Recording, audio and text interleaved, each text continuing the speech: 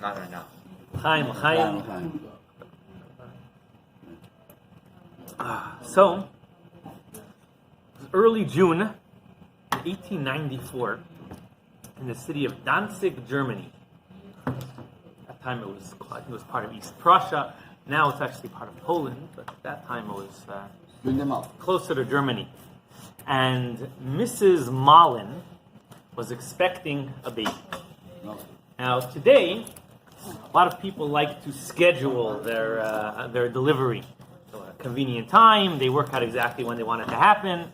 The doctor has his schedule, the parents have their schedule. They want to work everything out.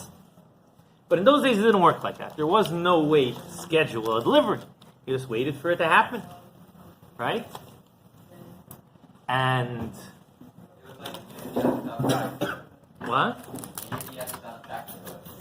Well, it came when the time was right. However, even though Mr. and Mrs. Malin were not able to actually schedule the delivery, so even though Mr. and Mrs. Malin weren't able to schedule the delivery, they weren't able to set a time, but the time was scheduled. It wasn't scheduled by them, but it was scheduled up in heaven for a very, very specific, exact time. On June 6th, 1894, Lucia Maria Malin was born. And at the time of her birth, nobody realized or recognized the significance of her birth date. Even as she began to grow up and celebrate her birthdays, it was just another day, June 6th, 1894, and nobody recognized the importance and the significance of her being born on that day. It was only 50 years later that the whole story came out. You see, in 1944, the Allies were planning their invasion on the beaches of Normandy. Right? The generals were all very worried. Such an invasion on such a scale was never attempted in history. It was the largest amphibious invasion in the history of warfare. It was obviously the beaches of Europe were heavily protected and guarded by the Nazi soldiers who were aware that an invasion was happening. They didn't know where and when it would happen, but they were waiting, anticipating it. And the Allied forces were expecting tremendous losses. They were actually expecting that from the first wave of boats to land would be almost entirely destroyed. They were expecting somewhere in the number of 50,000 casualties. One of the biggest worries they had was that the German forces in France on the Western Front were commanded by General Erwin Rommel, known as the Desert Fox, considered by many to be Germany's one of the most, or perhaps the most competent general that Germany had at that time. And he was there waiting for this invasion. He was ready for it. He was prepared. He had a whole plan. He knew exactly what he was going to do. He's not going to let anybody invade his region. Everything was planned. And of course, the Allies knew that they had to go through with this, but they were very worried about what's going to happen when they actually land there. And Rommel was busy preparing for this invasion when he got a message from Berlin. See, Maria Malin had grown up and had married General Erwin Rommel, and now was coming up her 50th birthday, and she was going to make a big celebration in Berlin. Of course, she wanted her husband to come in, and Rommel was a little torn, right? On one hand, he has a job. There's an imminent invasion in France, and he's has a responsibility over here. And on the other hand, you can't tell your wife you're not coming to her 50th birthday. So he decided he's going to make a quick trip into Berlin, a one-day trip, right? Scheduled on June 6th. Now, the Allied invasion was actually scheduled for June 5th, but it turned out there was some bad weather on that day, and they had to delay it for June 6th. And as they invaded, of course, they were indeed met with machine guns and gunfire, but and there were actually 5,000 casualties approximately on D-Day in the Normandy invasion. But it was probably 10% of what they were expecting, because as soon as the Germans turned to their command, they realized that their general was missing in action, right? He was in Berlin. And finally, after 50 years, the significance and the scheduling of that birthday was finally understood. And the truth is, every event that happens in our life is exact and is scheduled, and many times we don't realize it. Sometimes we do realize it. Many times we don't realize it. Sometimes we may realize it 50 years later. Sometimes we may never realize it. But everything is part of a plan. Everything is written down, is planned and scheduled. So, when writing an academic paper, right, you want your academic paper, if you want it to appear, as if it's properly researched, you want it to have sources and references. However, if you put all the references right into your paper, it's going to become very difficult to read. So there are different approaches, different styles in how to write your references.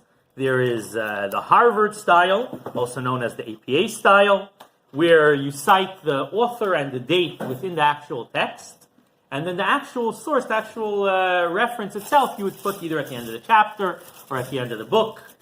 Or Gillian Doc. And then there is the Oxford style, where you just put a number, a little footnote, and then on the bottom of the page or at the end of the chapter, you put the actual reference. But you don't want to interrupt your paper with all the references that you have, because that would make the paper difficult to read, and it would be very distracting. However, on Pesach, the first night and the second night of Pesach, we have a mitzvah, the Seder, to tell over the story of Yetzias Mitzrayim. And if anyone ever tried to read the story in the Haggadah, you'll find that it's full of references and sources, right? So let me just read a little bit from the Haggadah. Haggadah starts the story. It says, "Vayareu aysanu hamitzrim vayanunu." The Mitzrim mistreated us badly. They made us suffer, and they made us do difficult labor. Then it goes on, and it says, the Egyptians treated us badly. How do we know the Egyptians treated us badly? Because it says, Shenemar, Havan is Chakmulay. It says that let us act cunningly to the people, lest they wage war against us. And we don't want them to join our enemies and fight us and leave the land. Now, regarding the second point that we made, that the Egyptians made us suffer, Shenemar, we have a verse to support this. It's written, let us set taskmasters over the people and make them suffer with their burden and build storage cities for Pare, Piseh, and Ramses. And regarding the point that we mentioned that they made us work difficult labor, we have a source for that too, Shenemar. It's written. And really, if you go through the story, every line we stop, we say like a line of the story, and then we stop and we quote like 3 different verses to support the line that we just said. And the obvious question is, why do we need all of these sources? And not only that, many of the sources are explaining other sources, right? The original verse that we said, we bring sources to other verses to support the original verse. So the question is, why do we need so many shenemar, so many quote, so many sources, so many references for every little detail of the story of Yetzias Mitzrayim? Right? We can take out a chumash, we can read it on our own. So why do we need so many sources? So it'll be obvious to us that it happened. Okay, so we could say all the way at the end, look in Shemais chapter 1 through 5, whatever it is. Right? Instead of interrupting every line and quoting another source. Or perhaps they could have put in footnotes. Right? And put on the bottom, put the sources on the bottom. Would have been good, yeah, would have been much shorter. Much shorter. So why do we need all of these sources, all these shenemars, as it's written, as it says? And in order to understand this, you first need to understand, really, what's the point of telling over the story in the first place? Right? Well, we all know the story with Yitzchayim, yet we say it over every year. Not only do we say it over every year, but we spend the whole night saying it over. You have the stories about the rabbis who would spend the whole night saying over the story of Yetzias Mitzrayim. What's really the purpose of this whole story? So, Zohar Chadash in Parshas Balak tells us the story of Rabbi Lazar, the son of Rav Shimon Bar Yochai, who was traveling with some other rabbis and studying together.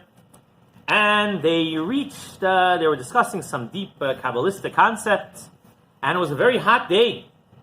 And they were walking, and it was a little uncomfortable, and suddenly they noticed a beautiful open field with some trees that give shade, some nice flowers all around. And Rabbi Elazar looks and he says, wow, such a pleasant place. Let us sit here and rest and learn a little bit. So they sit down under the shade of the tree, and suddenly they hear a rustling sound, sound of something moving, approaching them. The rabbis turn around, and they see this giant snake rushing towards them. What should they do? They steered at it so they're steering at the snake, and suddenly Rabbi Elazar looks at the snake, and he says, "Nachash, Nachash, snake, snake, the man that you are going to kill has done tshuva. Has done tshuva, right? Turn around." But the snake doesn't listen. The snake continues. He slows down a little bit, but he continues heading in the same direction. So Rabbi Elazar again turns to the snake, and he says, "Snake, snake, I know that you're very excited about this mission, and you don't want to turn back, but I want you to know that just over the next hill, there is an evil murderer who just attacked the Jew, stole all of his money, beat him up, and now he's taking a rest just over the hill over there. From heaven, they want you to go ahead his way." Okay, now the snake stops, he changes direction a little bit, and he heads off where Rabbi Elazar directed him. So all the rabbis turn to Rabbi Elazar and like, "Well, what's this all about?" And he says, "Well, when I saw the snake heading towards us, I realized that it's on a mission. It's being controlled. Hashem sent it somewhere, and this is something I was taught by my father, Rabbi Shimon Bar Yochai." So they say, "Okay, that's true, but how did you know that the person did tshuva? How did you know all that stuff?" And he said, "Well, I noticed a malach, a spirit, hovering over the snake and yelling at it, 'Stop, stop, the person who you're supposed to kill has done tshuva.'" But the snake was so excited about its mission that it was slowing down, but it was taking some time for it to listen to this message that it was getting. So I stood up and I wanted to speed the process along. So I told the snake what the angel was actually telling us. And the snake listened to me immediately, because of even the snake has respect for a verse in the Torah, right? There's a verse in the Torah which supports the idea that I told the snake. There's a verse in Yeshaya, Lamed Mem Gimel Dalid, where it says that since you are precious in the eyes of Hashem, I will put another person in your place. What does that mean? I'll put another person in your place. It means that sometimes a person does something and he deserves to be punished, and then he does tshuva, he repents, right? And Hashem wants to call off the punishment, so he finds a wicked person who indeed deserves to be punished, and he puts him in the place of the Jew who repented. So when the snake heard this, he immediately listened to me. So they're like, "Okay, let's check out what happened. You said it was just over the next hill. We want to see what's going on, right?" So they get up and they walk in that direction. And just as they get over the top of the hill, they see the snake wrapped around a corpse, I guess we had just killed. And the snake is biting this dead person. And they come closer, and they notice right next to this snake, next to the person, there's a wallet. So Elazar bends down, he picks it up, and he says, "We have to return it to the owner." They start looking around, and they see in the distance, they see this person. He looks a little injured. He's struggling to walk, and they hear. And he sits down on a rock to rest, and they hear as he starts to pray, as he starts to speak. He says, "Master of the universe, right? I know that whatever happened to me was for a reason, there's a purpose, and I accept your decree." Right? Whatever's supposed to happen to me, I accept. But what about my parents? Do my parents deserve to starve? All my money was stolen. I can't support my old and hungry aged parents. Right? Please, Hashem, provide for them at least. Not only that, some of the money that I had belonged to a poor person who was supposed to be marrying off one of his children. And what am I going to tell him? His money's gone too. And he began to cry. So Rabbi Elazar turns to the other rabbis and he says, "See, I told you I told you there was going to be more miracles over here." And they head toward this man and they tell him, "We have your money." They show him his wallet. He's so excited. He thanks Rabbi Elazar. He thanks the rabbis. And Rabbi Elazar davens that he should be cured of his injuries. Then they turn around and they head back. They find the dead thief and the snake still wrapped around him. Rabbi Elazar turns to the snake and he says, Nachash, Nachash, snake, snake. Up till now, everything you did was on Hashem's command. But from now on, I want you to return to your cave and never harm another person for the rest of your life. And the snake immediately left its victim. It slithered off into the distance and disappeared from sight. Rabbi Elazar turns to this Jew who they had just returned his money, and he says to him, in the pocket of this thief, you'll find another wallet. This one is not yours. This belongs to, you should go to this and this village, and the son of this thief stole it from a different person, so I want you to go return it to him.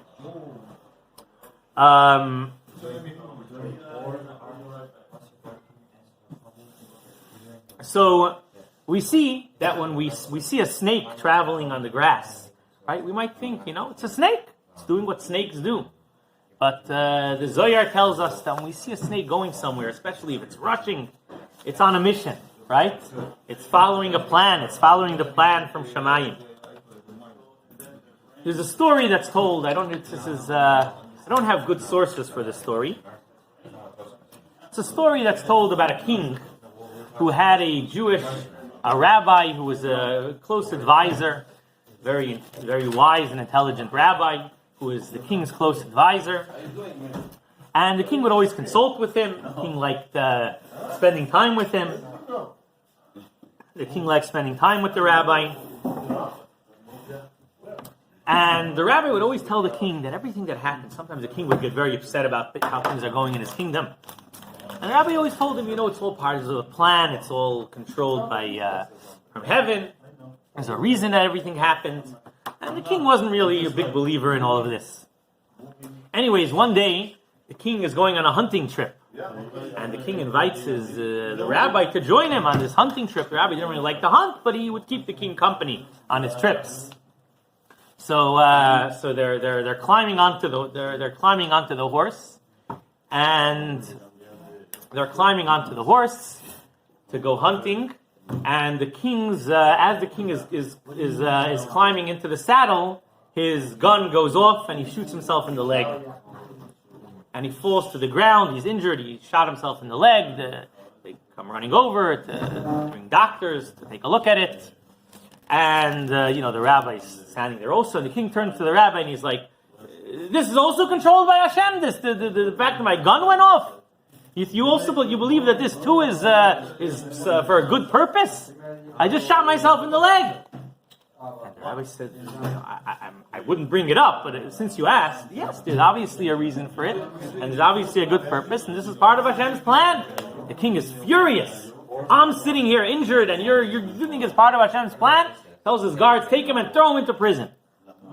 You're not joining me on my hunting trip. Anyways, they bandage up the wound, and the king goes out on a hunting trip by himself, and he's very angry at the rabbi, and he's going a little faster than usual, And he was caught by and he's a little distracted. So he goes to an area he's not very familiar with, and soon he finds himself lost in the forest. And he wanders around for hours and hours until finally he sees a clearing of people in the distance. He heads closer, and as he comes there, he realizes that he contacted one of the native tribes over there, who immediately attack him. They tie him up, and he realizes that it's a tribe of cannibals, right? And they begin preparing for their next meal. Right? They prepare the fire, they're having a big feast, they enjoy, king, not a king, he's a person, right? He looks edible, right? Not a question, carbonara. So the king is pleading for, I'll send you a lot of money, let me go, I'm a king, you know who I am. Like, first they don't speak his language, but they're not really interested in kings. They see food, right? So they get their fire ready and they start unwrapping their food, removing the king's garments, and suddenly they say, "Oh, there's a terrible injury on his leg. Might be infected. Who knows? We don't want to eat this." Right? We only eat people who don't have open wounds and injuries. Right? They tell the king, get out of here. We're not gonna, we're not going to eat you. The king gets back on his horse. He somehow manages to find his way after the palace. He rushes down to the prison and he apologizes to the rabbi. He's like, Rabbi, I see you were right. It's true. I shot myself in the leg and it was all part of the plan. It's amazing. But there's one thing I don't understand. Regarding me, I shot myself in the leg and my life was saved. But why did you have to spend all day in prison? And the rabbi's like, well, you wouldn't have, if you wouldn't have shot yourself in the leg, and you wouldn't have thrown me in prison, and I would have accompanied you, and I don't have any injuries, and I would have been caught by the cannibals. Right? So regarding both you and regarding me, this was all part of the plan. A chassid of Rab Michal of Zlotchev was a poor man, and he struggled to earn a living, support his family, until it came time to marry off his daughter. Right? And this was the big challenge for Jews in those days. You have to come up with a lot of money for a dowry, to pay for a wedding, to get clothes and furniture for the new couple. And he doesn't have any money. He does all the calculations. He needs 500 rubles. A lot of money in those days. He has exactly 0 rubles or 5 kopecks in his pocket, right? That's what he has, right? So he has to go around collecting. Now to collect. Money clothes, of course, the bank.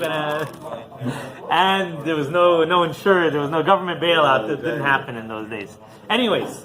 Right, to collect 500 rubles is going to take him who knows how long. He decides to go to his Rebbe, Rab Michal of Zlotchev.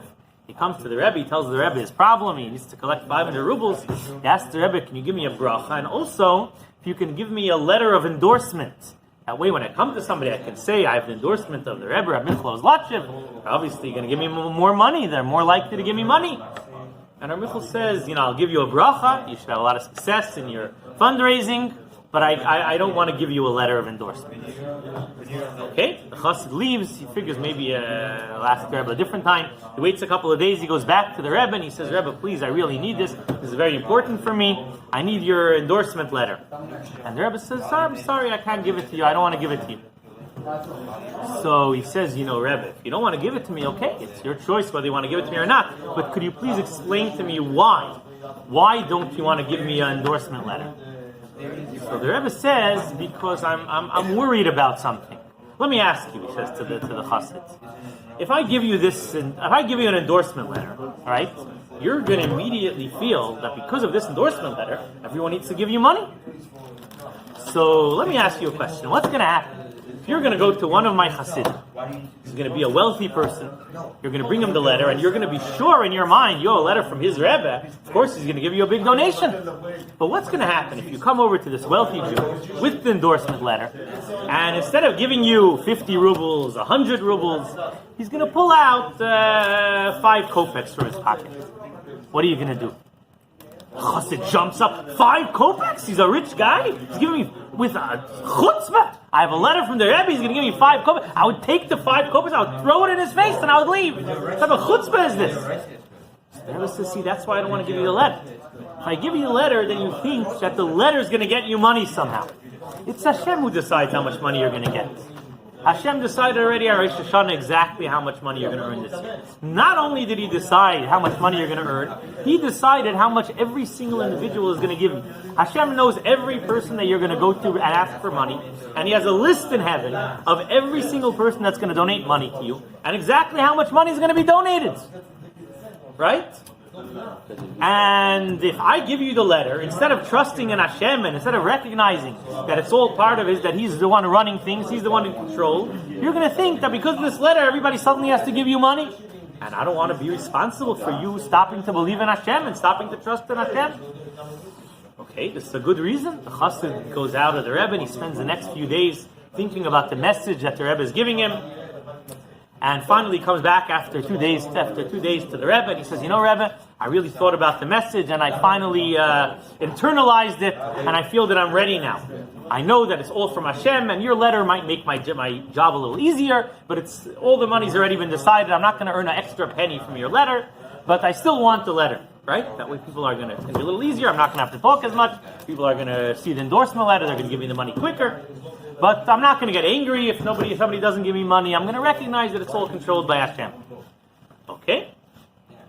So Michal says, really? Even if somebody doesn't give you, you're not going to get upset? He says, no, I know what you said. There's a list up in heaven, and on the list is the name of everyone who's supposed to give me money.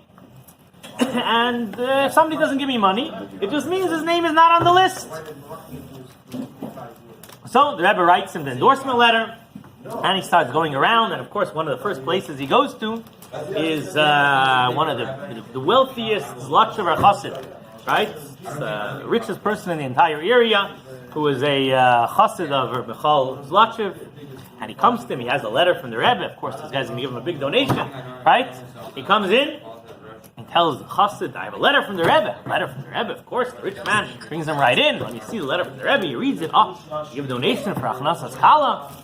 So he reaches into his pocket, and he pulls out 1 kopek, and he gives it.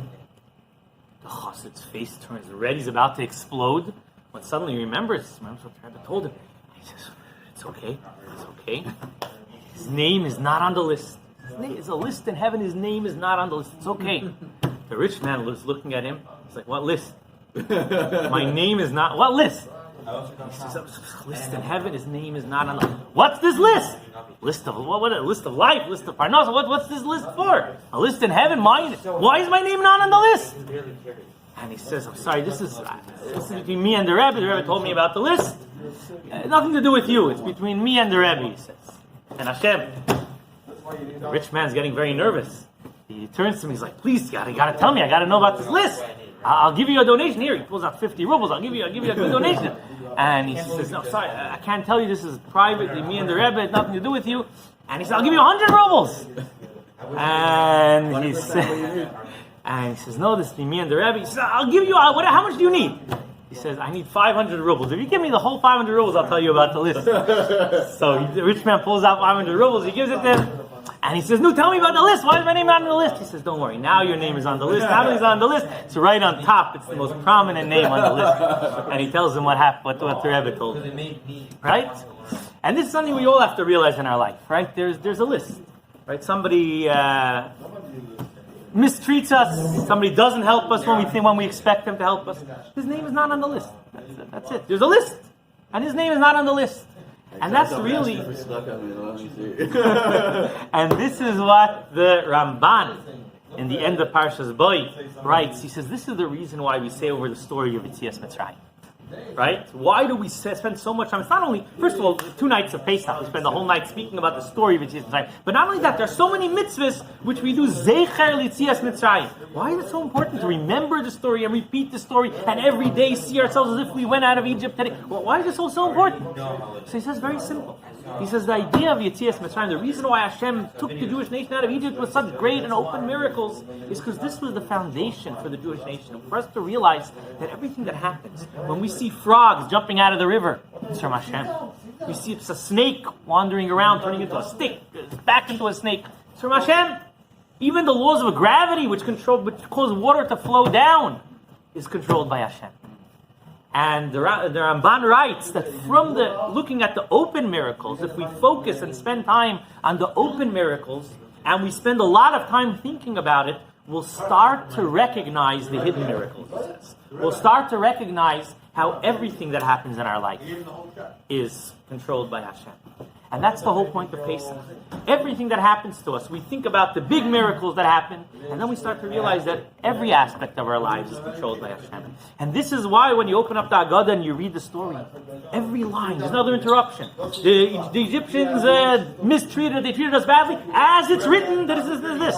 They caused us to suffer, as it's written, this and this and this. They gave us hard labor, as it's written. Because everything that happens to us, it's written somewhere. It's written in a list. It's written in a book somewhere.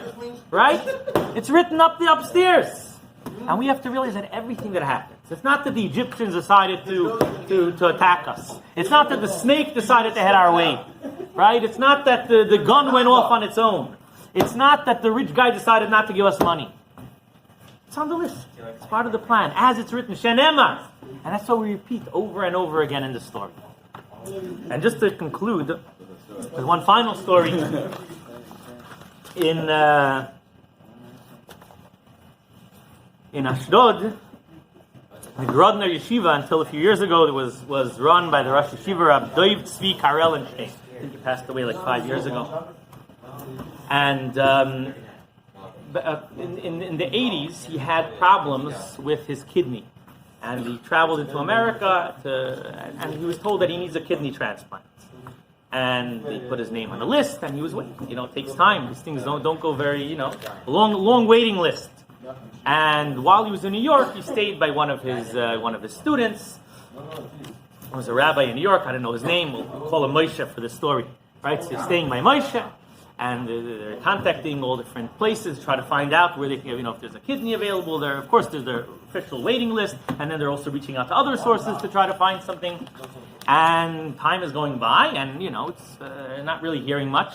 Finally, they hear someone tells them that in San Francisco there might be a kidney available, which might be a good match for him. And he has to, of course, get there quickly. It's a very short window. It's like 24 hours to 48 hours. The most kidney lasts. So they quickly, they don't even know if the kidney's available. They don't know if it's a good match for him, but this is the only lead they've had in months. So they quickly buy tickets and they head out. They go on to get on the plane.